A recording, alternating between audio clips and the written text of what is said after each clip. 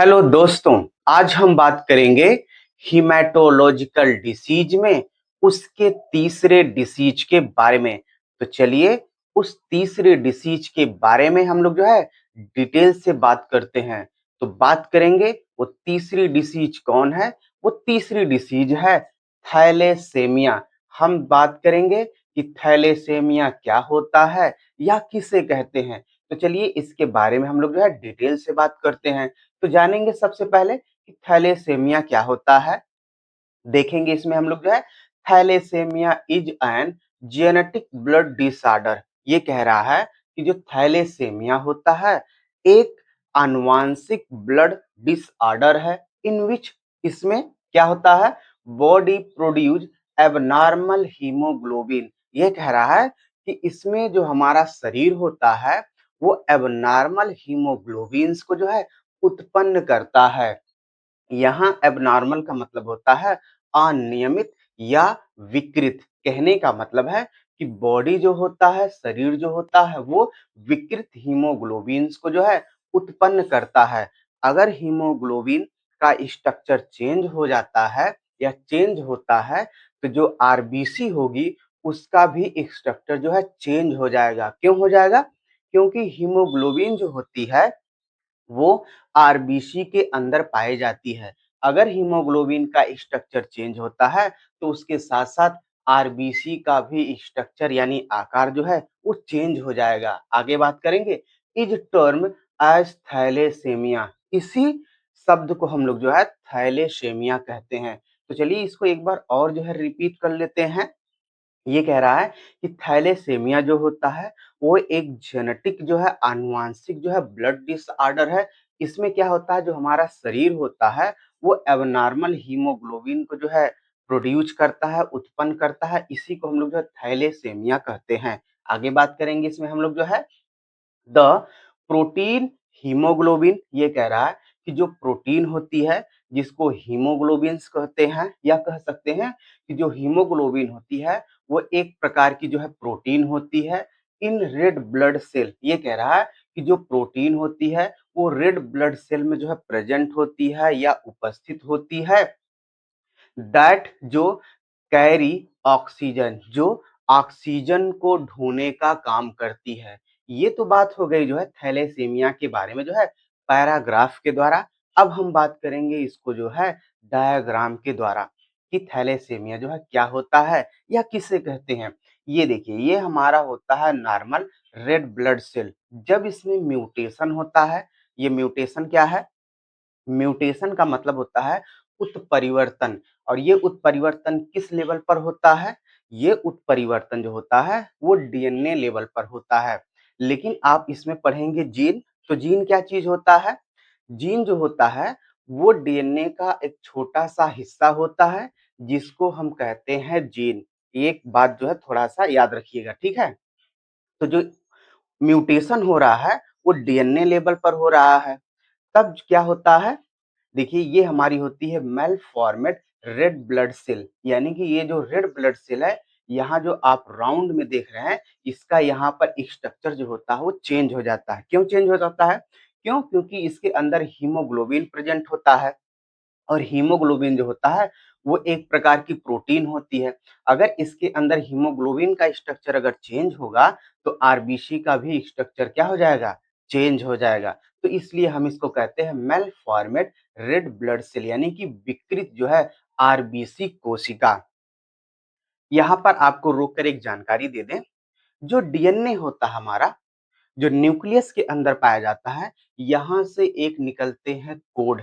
ये कोड जो होते हैं जाते हैं राइबोसोम के पास और ये राइबोसोम जो होते हैं वो प्रोटीन का संश्लेषण करते हैं। याद रखिएगा। तो हीमोग्लोबिन क्या है? प्रोटीन है। तो इसलिए जब डीएनए लेवल में चेंजिंग आएगी उसकी कोड में बदलाव होगा तभी ये हीमोग्लोबिन का स्ट्रक्चर भी क्या हो जाएगा? चेंज हो जाएगा। तो इस तरीके से हमने बात कर लिया कि थैलेसीमिया क्या होता है या किसे कहते हैं। तो चलिए अब हम बात कर लेते हैं इसके टाइप के बारे में। जैसा कि हमने आपको पहले ही बताया है कि जब भी हम किसी डिसीज के बारे में पढ़ेंगे तो उसके टाइप के बारे में अगर दिया है तो पढ़ेंगे, नहीं है तो नहीं पढ़ेंगे। तो इसमें टाइप होता है तो इसलिए हम इसके टाइप के बारे में बात करेंगे, फिर बात करेंगे इसके इटियोलॉजी के बारे में, फिर बात करेंगे इसके जो है पैथोफिजियोलॉजी के बारे में। तो चलिए बात कर लेते हैं कि थैलेसीमिया के टाइप्स के बारे में। देखेंगे इसके टाइप्स के बारे में। द टू मेन टाइप्स, ये कह रहा है जो थैलेसीमिया होता है वो दो मुख्य प्रकार का होता है, अल्फा एंड बीटा थैलेसीमिया। कौन दो प्रकार होते हैं?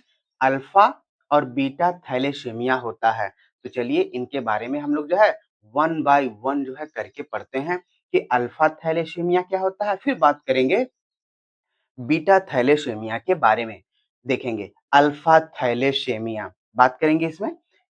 इट occur, यह पाया जाता है when, जब द बॉडी फेल, ये कह रहा है यह पाया जाता है जब हमारा शरीर जो है फेल हो जाता है, असफल हो जाता है to produce sufficient amount alpha globin.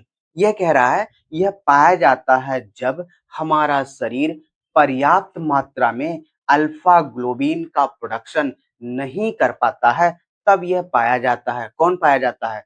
Alpha thalassaemia. आगे बात करेंगे इसमें हम लोग जो है वी हैव फोर जीन, ये कह रहा है कि हमारे पास जो है चार जीन होते हैं दैट जो रेगुलेट एंड कंट्रोल प्रोडक्शन।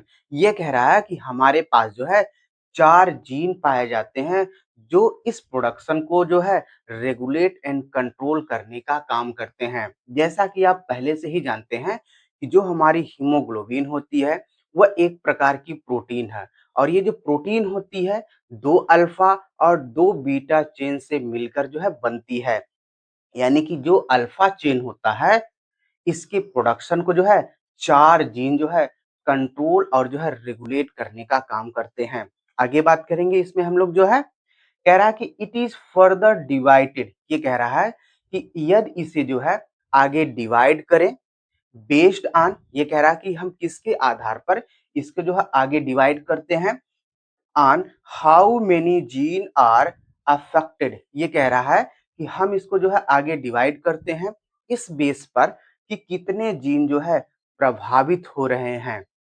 यानी कि जो थैलेसीमिया होता है, अल्फा थैलेसीमिया, हम लोग इसको जो है आगे डिवाइड करते हैं किसके आधार पर कि कितना जीन जो है अफेक्ट हो रहा है। जैसा कि हम जानते हैं इसमें जो है चार जीन पाए जाते हैं जो इसके प्रोडक्शन को जो है कंट्रोल और रेगुलेट करने का काम करते हैं। अगर यही जीन जब अफेक्ट होते हैं, यानी एक जीन हुआ है कि दो जीन हुआ है कि तीन है कि चार है, उस जीन के आधार पर अल्फा थैलेसीमिया को हम लोग जो है डिवाइड करते हैं।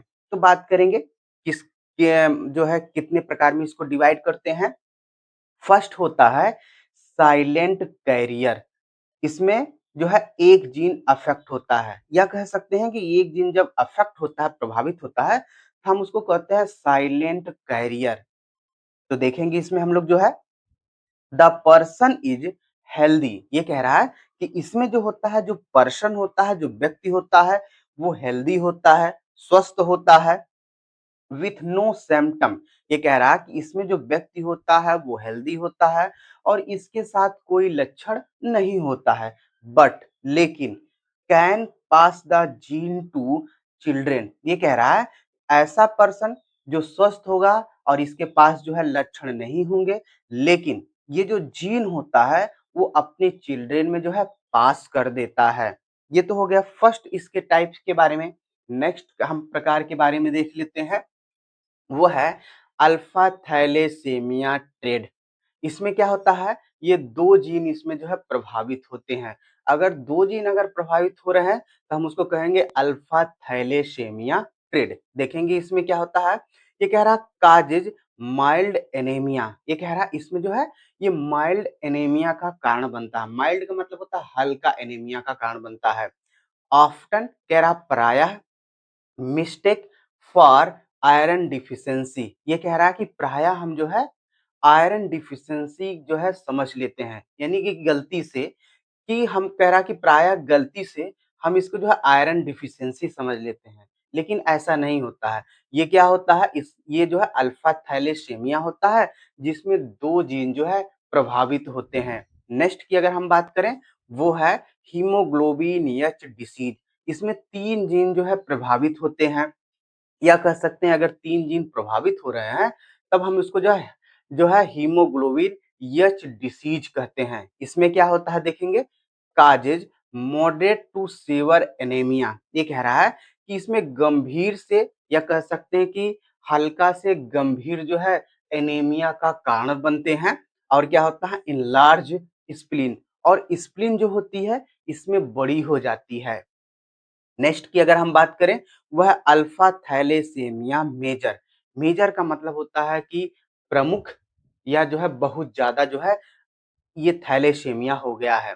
इसमें क्या होता है, 4 जीन अफेक्टेड, इसमें जो है चारों जीन जो है प्रभावित हो जाते हैं, तब हम उसको कहते हैं अल्फा थैलेसीमिया मेजर। इसमें क्या होता है, this is the most severe form. ये कह रहा है यह सबसे गंभीर रूप होता है किस चीज का, थैलेसीमिया का। ये तो बात हो गई, हमने बात कर लिया अल्फा थैलेसीमिया के बारे में। नेक्स्ट है वह है बीटा थैलेसीमिया। तो चलिए देखते हैं कि बीटा थैलेसीमिया क्या होता है या किसे कहते हैं। दिस अकर, यह पाया जाता है व्हेन, जब one or both of two gene responsible for making beta globin chain are muted. ये कह रहा है यह पाया जाता है जब ये जो 2 जीन होती हैं जो बीटा ग्लोबिन चेन को बनाने के लिए जो है रिस्पॉन्सिबल होती हैं या उत्तरदायित्व होती हैं, जब इसमें एक या दोनों जीन में जो है म्यूटेड, यानी कि जब म्यूटेशन हो जाता है तब जो है बीटा थैलेसीमिया जो है पाया जाता है। आगे बात करेंगे इसमें हम लोग जो है। इससे पहले एक जानकारी दे दें, जैसा कि आप जानते हैं कि जो हीमोग्लोबिन्स है वो प्रोटीन होती है, और ये जो प्रोटीन होती है 2 अल्फा और 2 बीटा चेन से मिलकर बनती है। यानी कि जब बीटा चेन जो है उसमें म्यूटेंट हो जाता है या उसमें जो है म्यूटेशन हो जाता है, तब बीटा थैलेसीमिया जो है पाया जाता है।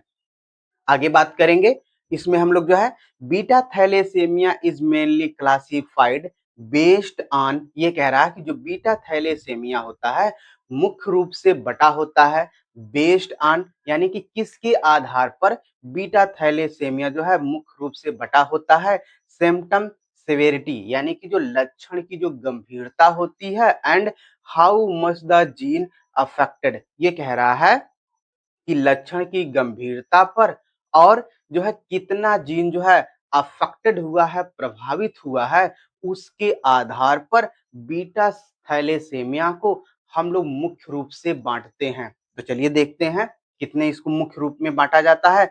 जो फर्स्ट होता है वो है बीटा थैलेसीमिया माइनर।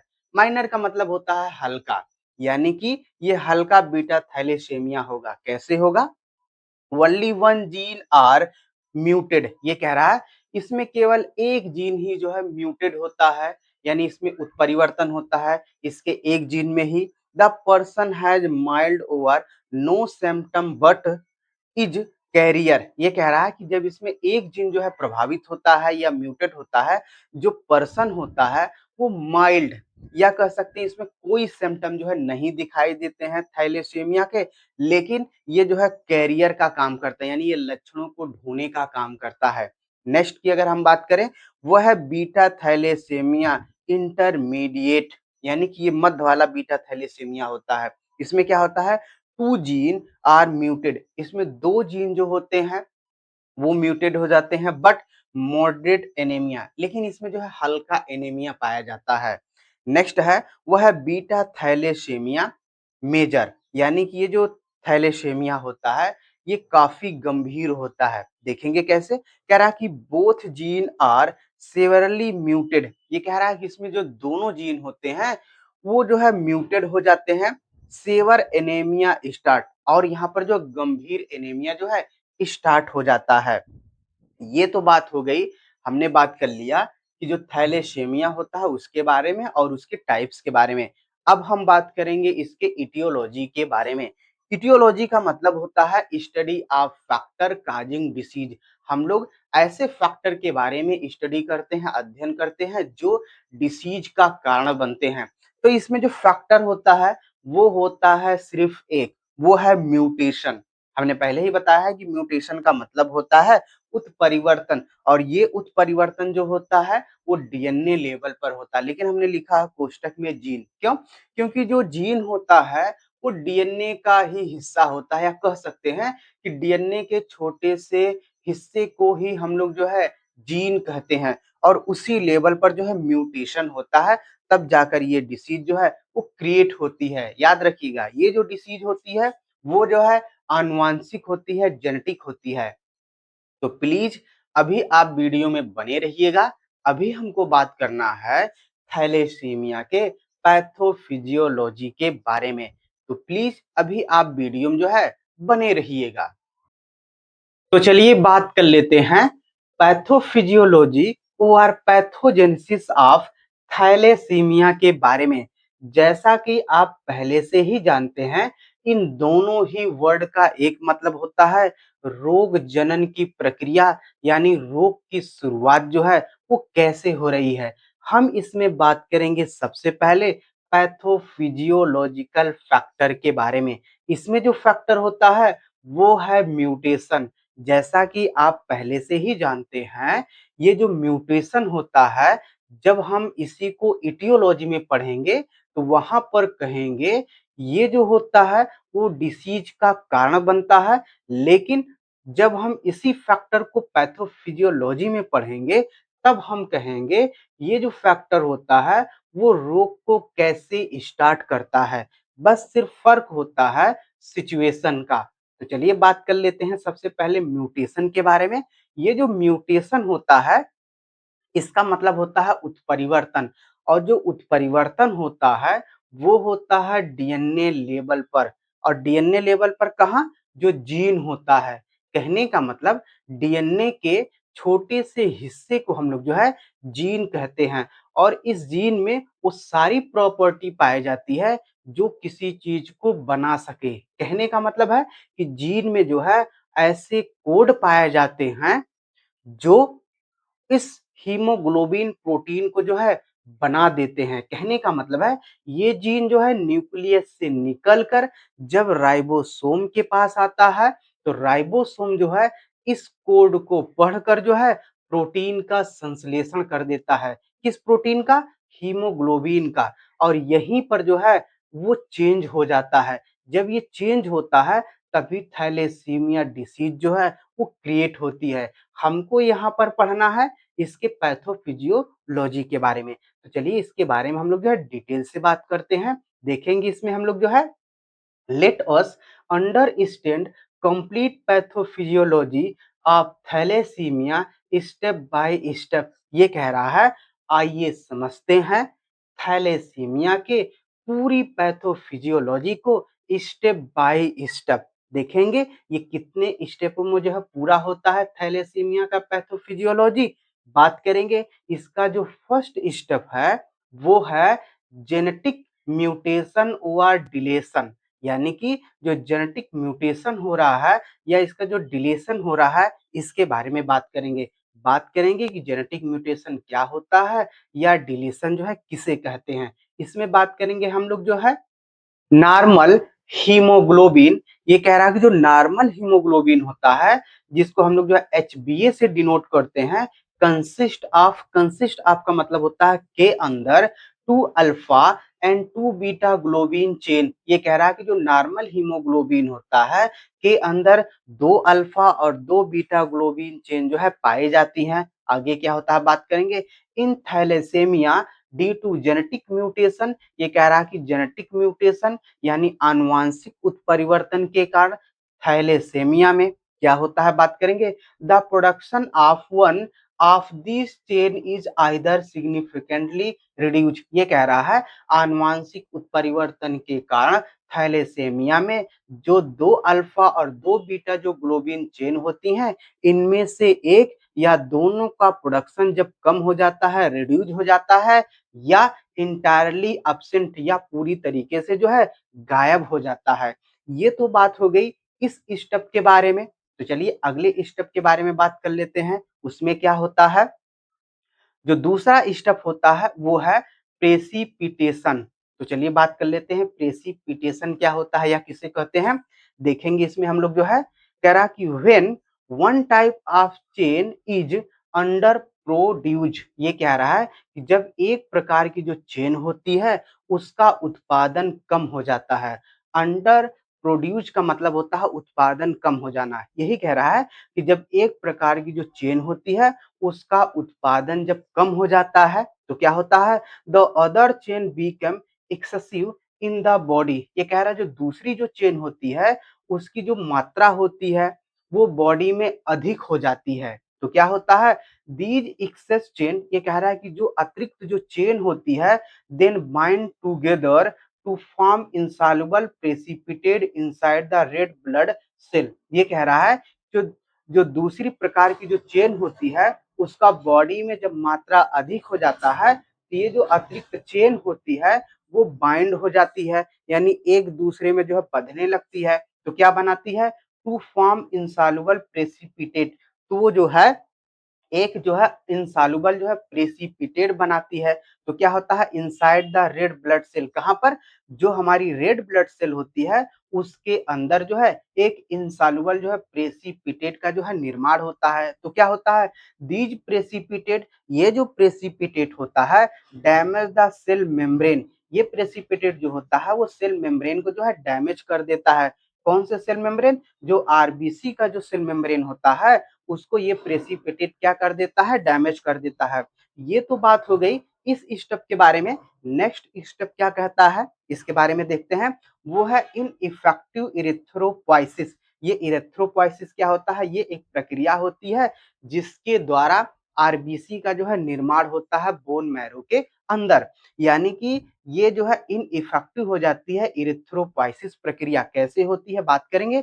कह रहा है कि due to the accumulation of alpha over beta chain. ये कह रहा है कि जो अल्फा या बीटा जो चेन होती हैं जब उनका एक्यूमुलेशन होने लगता है या इनके एक्यूमुलेशन के कारण क्या होता है, most developing RBC are destroy within the bone marrow. ये कह रहा है कि बोन मैरो के अंदर जो आरबीसी जो डेवलप हो रही है, जो विकसित हो रही है, वो डिस्ट्रॉय होने लगती है, नष्ट होने लगती है। तो आगे क्या होता है देखेंगे इसमें हम लोग जो है, this is called the in effective erythropoiesis. इसी को हम लोग जो है इन इफेक्टिव इरेथ्रोपोइसिस कहते हैं। आगे क्या होता है देखेंगे, which lead to a severe deficiency of blood in the body. ये कह रहा कि आगे क्या होता है कि हमारे बॉडी के अंदर जो होता है गंभीर रूप से ब्लड की जो है कमी हो जाती है।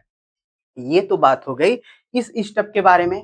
नेक्स्ट स्टेप क्या कहता है, लास्ट स्टेप क्या कहता है देखेंगे इसके बारे में हम लोग जो है, एक्स्ट्रा वेस्कुलर हीमोलाइसिस। इसमें क्या होता है, ये क्या होता है, तो चलिए इसके बारे में देख लेते हैं।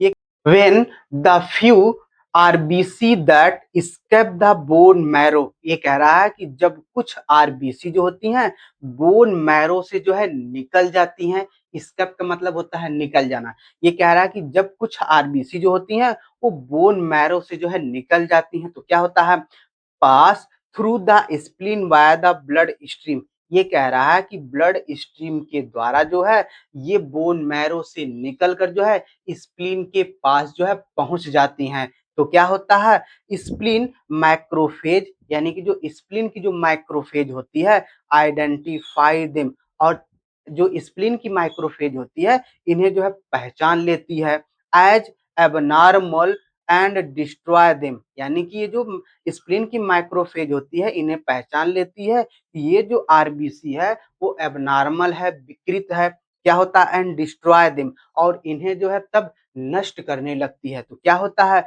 दिस रिजल्ट, यानी कि इसके परिणाम स्वरूप इन इंक्रीज हीमोलिसिस, यानी इसके परिणाम स्वरूप क्या होता है, हीमोलिसिस जो होती है वो बढ़ जाती है। तो आगे क्या होगा, फर्दर एग्रीवेटिंग एनीमिया। आगे क्या होता है, एक भयंकर एनीमिया की स्थिति जो है हमारे बॉडी के अंदर जो है उत्पन्न हो जाती है। तो इस तरीके से हमने बात कर लिया थैलेसेमिया क्या होता है, उसके टाइप के बारे में, उसकी इटियोलॉजी के बारे में और उसके पैथोफिजियोलॉजी के बारे में। अगर हमारा प्रयास आपको समझाने में सफल रहा तो प्लीज हमारे चैनल को सब्सक्राइब करना ना भूलिए।